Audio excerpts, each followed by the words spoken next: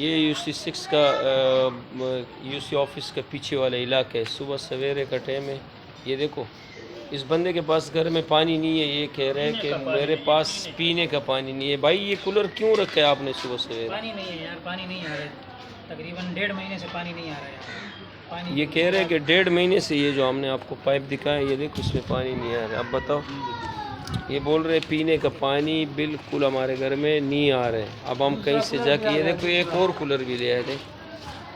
देखो ये देखो, ये लोग घूम रहे कि पानी कहाँ से लेके आए। देखो ये आपके सामने सबूत है। ये देखो, ये हमारा इलाका है जो जहाँ हम लोगों ने काम किए पाइप।